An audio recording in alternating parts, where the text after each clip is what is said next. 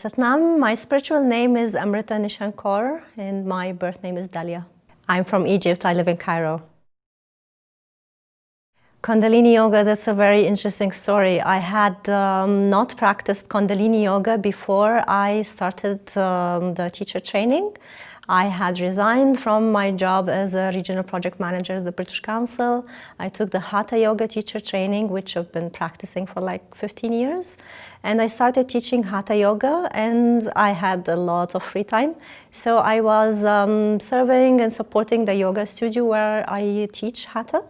And I knew that there was Kundalini Yoga teacher training taking place, but I thought, I'm just new into teaching yoga, so not the time for me now. And I continued, serving and supporting the studio, setting schedules, everything.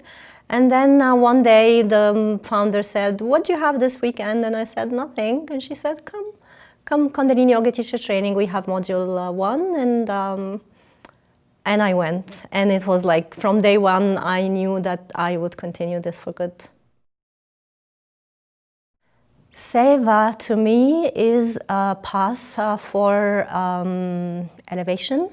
It's coming out of the self, the limited self, and melting into the wider, the infinite self, and just giving from the heart, filling the gap, whatever is needed, whatever will lift the other at this point, and it's in my hand to do through the grace of God. I offer from the heart.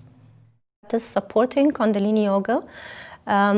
It's different parts. So this is one stream, supporting the teacher training, and this is volunteering time, of course, and energy to offer bilingual translation, because not all students are always competent receiving the training in English, and also translating the manual or Japji or whatever it takes into Arabic.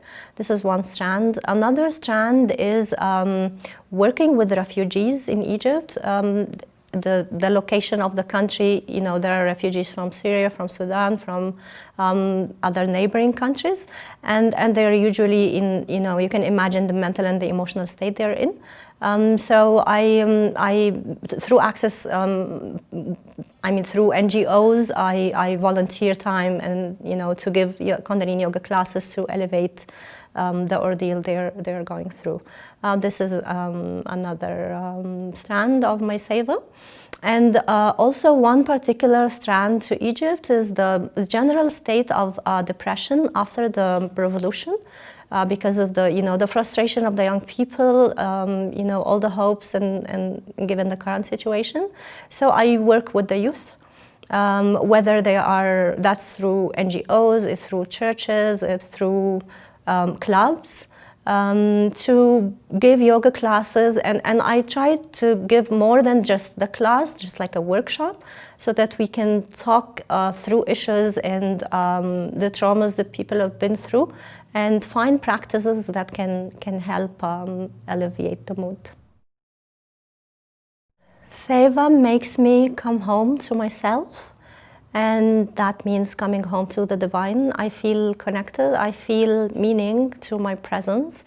And the SEVA I do, I feel, is always aligned to my purpose in life. So I feel my being here on earth is of value.